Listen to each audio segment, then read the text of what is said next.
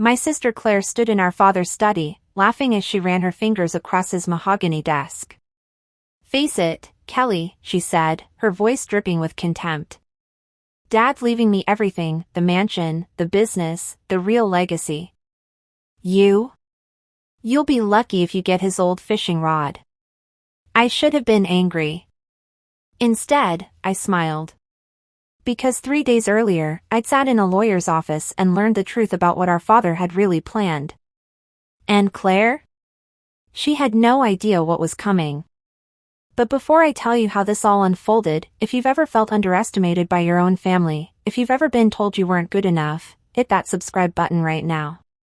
Because what happened next proves that quiet strength always wins in the end. And trust me, you don't want to miss how this story ends. My name is Kelly Jonathan, I'm 26 years old, and I live in Seattle, Washington. For most of my life, I've been invisible in my own family. Not physically, I was always there at dinners, holidays, family gatherings. But invisible in the way that matters. The way where your voice carries weight.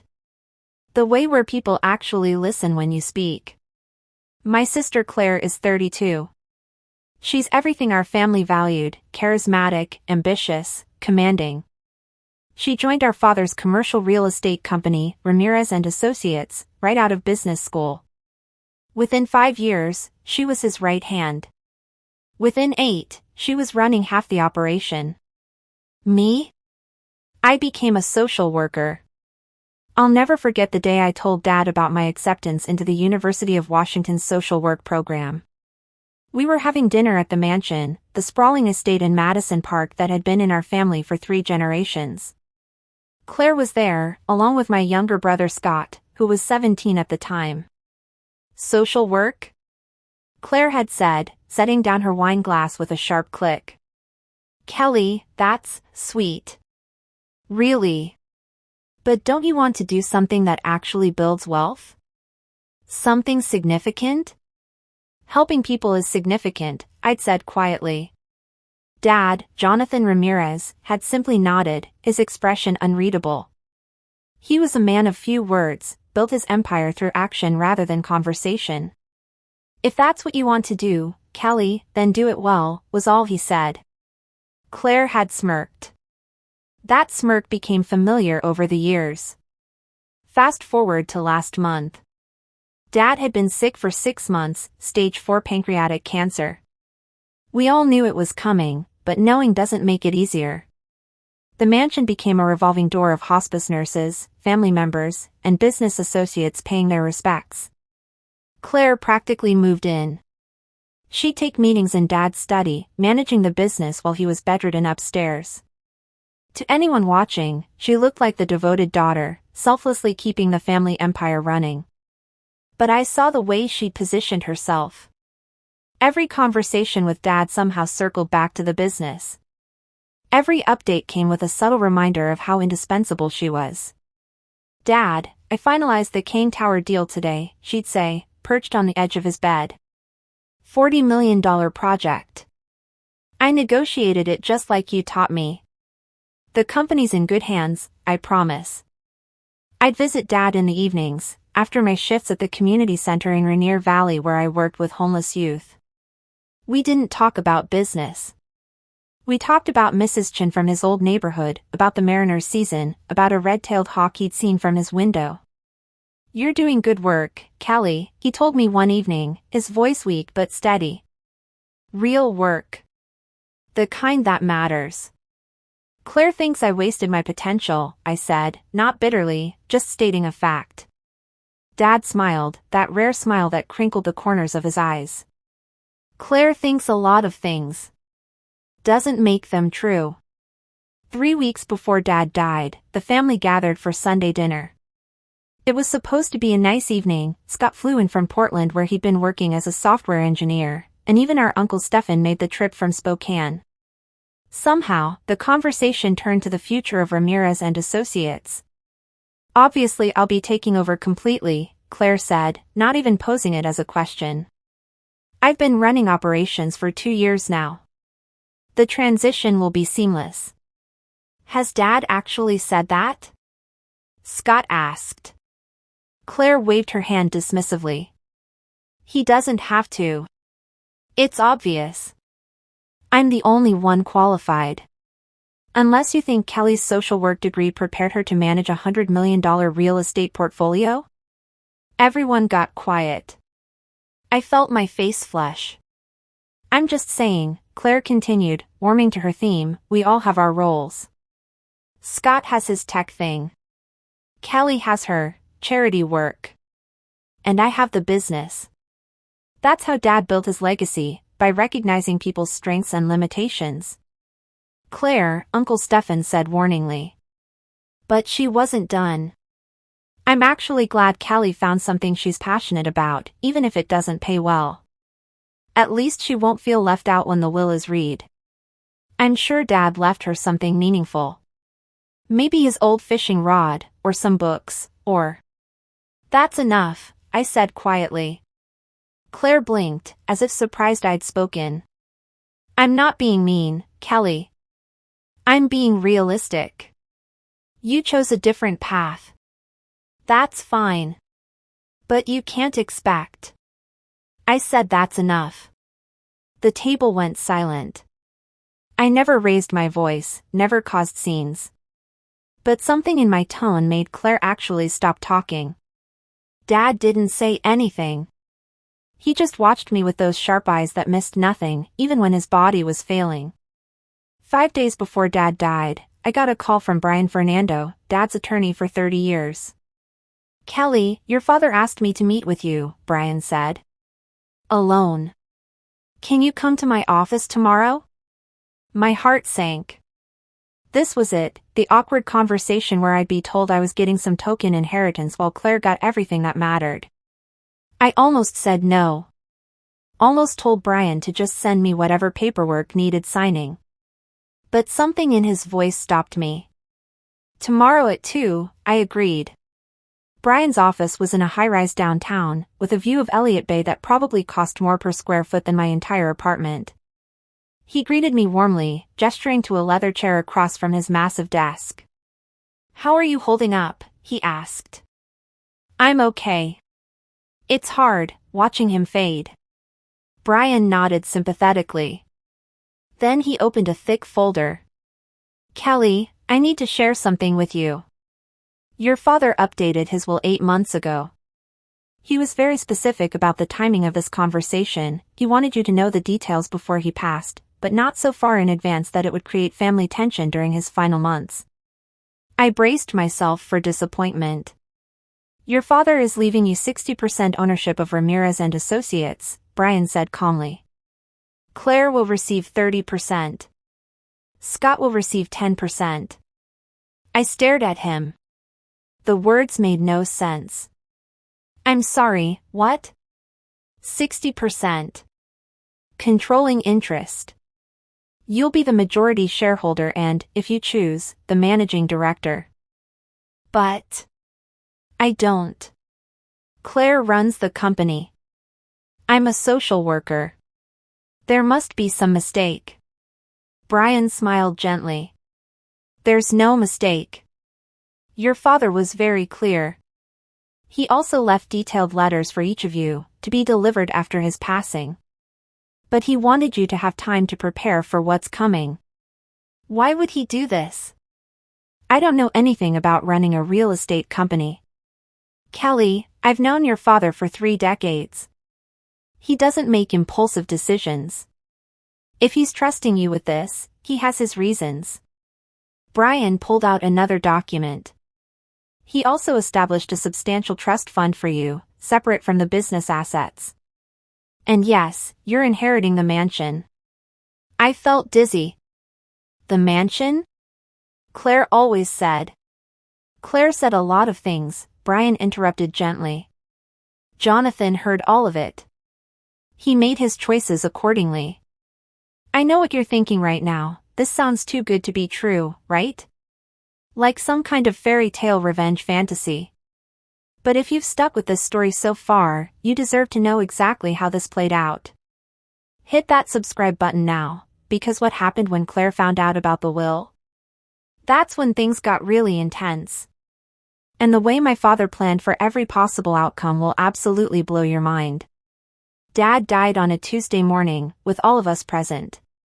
Whatever our family drama, we loved him. Even Claire cried genuine tears as we stood around his bed, watching him take his last breath. The funeral was massive, hundreds of people from Seattle's business community, former employees, friends from his old neighborhood. Claire delivered the eulogy. She was poised, eloquent, talking about legacy and vision and carrying forward his dreams. I couldn't stop thinking about what Brian had told me. I hadn't said anything to anyone.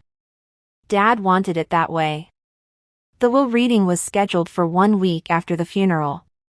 Claire assumed it was a formality. She'd already started talking about her company and making plans for restructuring. "I'm thinking we should expand into Portland," she told Scott over coffee the day before the reading. "Your tech connections could be useful. Maybe we bring you on as a consultant." Scott, who knew nothing about the will's real contents, just nodded along. That night, I couldn't sleep. I kept reading the letter Brian had given me, the one Dad had written 8 months earlier.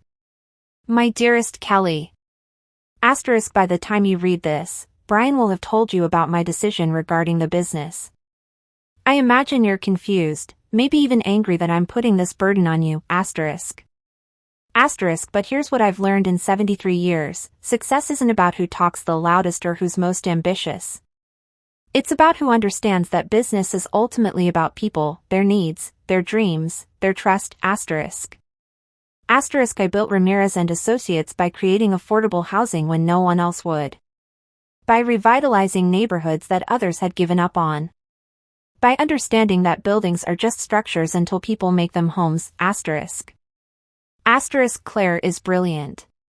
She's driven. She's made the company profitable in ways I never imagined. But somewhere along the way, she forgot that our business was always about more than profit margins, asterisk. Asterisk, you never forgot. You see people, Kelly. You see what they need. That's not a weakness, that's the most valuable skill in the world, asterisk. Asterisk, I'm not asking you to become Claire. I'm asking you to bring your perspective to this company and help it remember what it was meant to be, asterisk. Asterisk, I love all my children equally. But I trust you most to carry forward what really matters, asterisk. Asterisk, your father. Jonathan, asterisk. I cried reading it for the 10th time. Not from joy, from the weight of it. He was giving me not just his company, but his faith. His belief that I could handle it. Brian's conference room was silent except for the sound of papers shuffling. Claire sat across from me, Scott to my left. Uncle Stefan was there, along with a few other family members and key company executives. Brian read through the formalities, then got to the heart of it. To my daughter Claire, I leave 30% ownership of Ramirez and Associates, along with her current position and a seat on the board of directors. I also leave her the lake house in Chelan and a $5 million trust fund. Claire nodded, smiling. Waiting for the rest. To my son Scott, I leave 10% ownership of Ramirez and Associates, a board seat, and a $3 million trust fund. Scott's eyes went wide, he hadn't expected anything. To my daughter Kelly. Claire was still smiling. Probably assuming I was about to hear about some nice charitable donation in my name. I leave 60% ownership of Ramirez and Associates, controlling interest, and the position of managing director should she choose to accept it. I also leave her the family mansion in Madison Park, my personal art collection, and a $7 million trust fund. The silence was deafening. Claire's head snapped toward Brian so fast I thought she'd hurt herself. I'm sorry, what did you just say? 60% ownership to Kelly, with controlling. That's insane.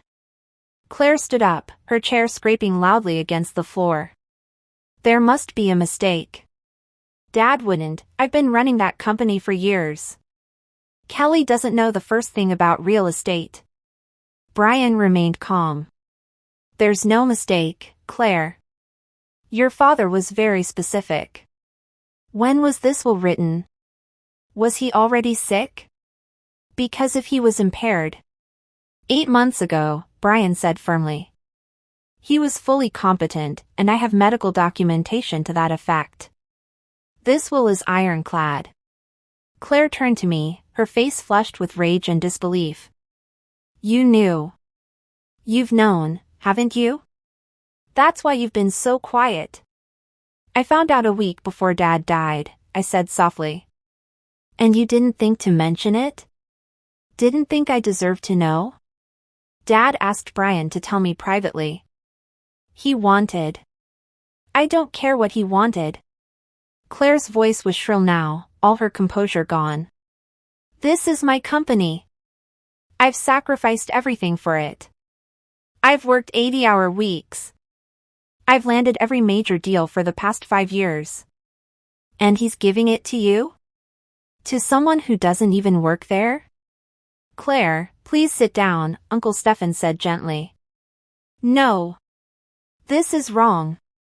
Dad was clearly manipulated or confused or. Jonathan was one of the sharpest men I've ever known, right up until the end, Brian said, steel in his voice now. He made this decision carefully and deliberately. If you contest this will, you'll lose, and you'll damage your relationship with your siblings in the process. Claire looked at me with pure hatred. You don't deserve this. Maybe not, I said quietly. But it's what Dad wanted. She grabbed her purse and stormed out, slamming the door hard enough to rattle the windows. The next 2 weeks were chaos. Claire hired 3 different attorneys to explore contesting the will. All 3 told her the same thing, it was airtight. Dad had been evaluated by 2 independent physicians, both confirming his mental competency. He'd made his wishes crystal clear. She called me 17 times. I didn't answer. She sent long, rambling emails about betrayal and theft and ungratefulness. I didn't respond. Finally, she showed up at my apartment, the modest 1-bedroom in Capitol Hill that was about to feel very different given my new financial situation. We need to talk, she said when I opened the door. I let her in. She looked terrible, eyes red, hair pulled back messily, wearing sweatpants instead of her usual designer outfits. I don't understand, she said, her voice breaking. Kelly, I loved Dad. I dedicated my life to his company. I was the one who sat with him in that office, learning everything he knew. I was the one who made him feel like profit was the only thing that mattered, I said quietly. She stared at me. You were amazing at the business, Claire. You tripled the company's value. You made brilliant deals. But you also fired 50 employees to cut costs, even though Dad always said we should take care of our people. You tore down the Alvarez building to build luxury condos, even though Dad specifically said he wanted to preserve it because it was a neighborhood landmark. You turned down the Tyler Community Housing Project because the profit margin was only 12% instead of 20%. That's called running a business efficiently. That's called forgetting why Dad started the business in the first place. I met her eyes. He didn't build Ramirez and Associates to make the most money possible. He built it to create housing people could afford. To revitalize neighborhoods. To give back to the community that raised him. You can't run a company on sentimentality, Kelly. Maybe not. But you can't run it without it either. I paused. Dad didn't leave you out, Claire. 30% is still substantial. He still trusts you with the operations. But he needed someone at the top who remembered what the company was supposed to stand for. And you think that's you? You've never worked a day in real estate. No. But I've worked with people who are one eviction notice away from homelessness. I've seen families destroyed because they can't find affordable housing. I understand what's at stake in a way that maybe you don't. Claire was quiet for a long moment. So what now? You're going to fire me? Replace me with some bleeding heart who'll run the company into the ground? I'm not firing you. I need you. She looked up, surprised. I don't know how to run a real estate company, I admitted. I don't understand half of what you do. But you don't understand the people we're supposed to be serving. So we're going to figure this out together, or this whole thing fails. You're serious? Completely. You stay on as COO. You run the day-to-day operations. But major strategic decisions go through me, and we're going to start balancing profit with purpose. Dad really messed this up, Claire said, but there was less venom in her voice now. Dad did exactly what he intended. If you're still watching, you're probably wondering whether this arrangement actually worked. Whether Claire and I found a way forward, or whether it all fell apart. Before I tell you how this ends, subscribe right now, because the lesson here isn't just about inheritance or family drama. It's about understanding that being underestimated can be your greatest advantage. And if you've ever doubted yourself because someone else told you that you weren't good enough, you need to hear how this story resolves.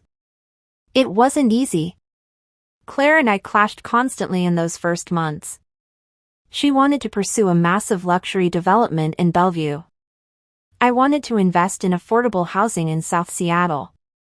We argued for hours in the conference room that used to be Dad's office. This Bellevue project would generate $40 million in revenue, Claire insisted, spreading blueprints across the table. And this South Seattle project would house 200 families who currently can't find anything in their price range, I countered. We can't build a sustainable business on charity projects, Kelly. We can't build a meaningful business on luxury condos for tech millionaires either. Eventually, we compromised. We'd do the Bellevue project, but we'd use 30% of the profits to fund affordable housing initiatives. Claire hated it at first. But when the first family moved into our South Seattle complex, a single mother named and with 3 kids who'd been living in their car, something shifted in Claire's expression. She reminded me of someone, Claire said quietly as we watched Anne and her kids explore their new apartment. Who? Grandma. Dad's mom. She raised him alone after Grandpa died. Worked 2 jobs. They lived in subsidized housing for years. I'd forgotten that. Dad never talked much about that time. He told me once, years ago. Said he never forgot what it felt like to depend on someone else's kindness for a roof over his head. That's why he got into affordable housing in the first place. Claire's voice was thick. I forgot that story.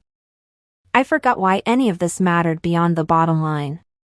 We stood there together, watching Anne's youngest daughter, maybe 6 years old, spin in circles in her new bedroom, laughing. Maybe Dad knew what he was doing after all, Claire said. 8 months into my tenure as managing director, we had our biggest board meeting yet. The Tyler Community Housing Project, the one Claire had turned down 2 years earlier, was back on the table. It was a 50-unit development for low-income seniors. The profit margin was minimal. The construction would be complicated. Every financial metric said it was a bad investment. But I'd visited the current Tyler Senior Center. I'd met people like Mr. Kane, a 78-year-old veteran who was living in a moldy studio apartment because it was all he could afford on his fixed income. I'd met Mrs. Lincoln, who was choosing between medication and groceries every month because her rent kept increasing. This project doesn't make financial sense, one of the board members, Randy Johnson, said flatly. We'd barely break even. We'd break even while housing 50 people who desperately need it, I countered. That's not sustainable business practice, Kelly. Your father would have. My father would have understood that some projects are worth doing because they're right, not because they're profitable, I said firmly. He built this company on that principle. He also built this company by making smart financial decisions, Randy shot back. Claire, you've been running operations. What's your take on this? Everyone turned to Claire. I held my breath. This was the moment. She could undermine me, point out my inexperience, side with the board members who thought I was running the company based on emotion rather than logic. She looked at the projections. Looked at me. Then looked at Randy. Kelly's right, she said simply. We do this project. Claire. We have 3 other developments currently generating well above projected returns. We can afford to take a smaller margin on one project that serves a real need. And honestly, Randy, if you can't see the value in housing veterans and seniors who built this community, maybe you don't understand what Ramirez and Associates actually stands for. Randy sat back, silenced. The Tyler project was approved. 1 year after Dad's death, I was living in the mansion. It felt strange at first, walking through rooms that had always seemed to belong to someone else. But I'd started making it mine. Converting one wing into offices where I could work from home. Opening the gardens for community events. Claire came over one evening for dinner. Just the two of us, no business agenda. "Remember when you said I'd get Dad's fishing rod?" I said, pouring wine. She winced. "I was such an ass." "You were scared." "I was arrogant. I thought I had everything figured out. Thought I knew what Dad valued." She sipped her wine. "Turns out I didn't know him as well as I thought." "You knew him. You just knew a different part of him." "Maybe." Claire looked around the dining room. "Do you ever feel like he's still here? Watching to see if we'll screw this up?" "Every single day." "And?" "I think he'd be proud. Not because we're perfect, but because we're trying." Claire smiled, a genuine one, not the sharp, competitive smirk I'd grown up with. "Scott called me yesterday. He wants to get more involved with the company. Thinks he can develop some tech solutions for affordable housing applications." "That's perfect." "Yeah." Claire paused. "Kelly, I'm sorry. For everything I said, the way I treated you. You were never the problem. I was. We were all just trying to figure out our place in the family. You figured yours out a long time ago. Took me longer." On the first anniversary of Dad's death, Brian Fernando called me. "There's one more thing your father left," he said. He specified it should be delivered exactly 1 year after his passing. It was another letter. This one addressed to all three of us, Claire, Scott, and me. We gathered at the mansion to read it together. Claire opened the envelope with shaking hands. "My dear children. Asterisk, if you're reading this, you've made it through the hardest year. I'm proud of you for that alone, asterisk. Asterisk Claire, I hope you've forgiven me for my decision. I didn't leave you less because I loved you less. I left you what you needed to grow beyond the narrow definition of success you'd created for yourself. You have extraordinary gifts. I just needed you to remember they were meant to serve people, not just profit, asterisk. Asterisk Scott, I hope you found your place in the family business. Your mind works differently than mine or Claire's, and that's exactly what Ramirez and Associates needs, fresh perspectives, new approaches, asterisk. Asterisk Kelly, I hope you've discovered that quiet strength is still strength. That the skills you developed as a social worker, empathy, patience, understanding human need, are exactly what's required to lead with purpose. You were never less than your siblings.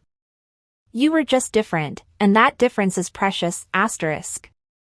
Asterisk I built Ramirez and Associates from nothing because I understood what it meant to have nothing. I wanted to create a company that remembered that understanding, even as it became successful, asterisk.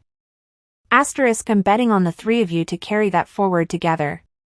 Not one of you alone, all of you, with your different strengths and perspectives, asterisk. Asterisk if it's working, if you're actually collaborating instead of competing, then I made the right choice. If you're still fighting, well, keep trying. Family is worth the effort, asterisk. Asterisk I love you all, eternally. Dad asterisk. We sat in silence for a long time after reading it. Finally, Scott spoke. He knew exactly what he was doing. Of course he did, Claire said, wiping her eyes. Dad always knew. I folded the letter carefully. So we keep going. Together. Together, Claire agreed. Together, Scott echoed. Ramirez and Associates just broke ground on its 5th affordable housing development. We're still profitable, Claire made sure of that, but we're profitable with purpose. The Tyler Community Housing Project won a state award for excellence in senior housing. Mr. Kane gave the acceptance speech. He cried talking about what it meant to finally have a safe, clean place to call home. Claire still runs operations. She's brilliant at it. But she also volunteers 2 Saturdays a month at our community outreach program, helping low-income families navigate the housing application process. Scott developed an app that streamlines affordable housing applications and matches families with available units. It's being adopted by housing authorities across Washington state. And me? I'm still learning. Still making mistakes. Still discovering that Dad was right. Leadership isn't about having all the answers. It's about asking the right questions and caring enough to find solutions that serve people, not just bottom lines. Sometimes I walk through the mansion's hallways late at night and swear I can hear Dad's voice. You're doing good work, Kelly. Real work. The kind that matters. I hope he's right. I hope we're making him proud. My sister mocked my inheritance. She thought she knew what our father valued. She thought she understood what success looked like. She was wrong. But here's the thing, this story isn't really about who got what in a will. It's about understanding that your worth isn't determined by other people's estimation of you. It's about recognizing that being underestimated can become your greatest strength if you stay true to your values. If this story resonated with you, if you've ever been told you weren't good enough or that your path didn't matter, subscribe to this channel right now. Share this with someone who needs to hear it. Comment below and tell me about a time when someone underestimated you, and how you proved them wrong. Because here's what I've learned, quiet strength wins. Empathy matters. And sometimes, the person everyone overlooks is exactly the person who should lead. Dad understood that. And now, finally, so do I. Thank you for watching. Remember, you are not defined by others' limitations of you. You are defined by your choice to rise above them.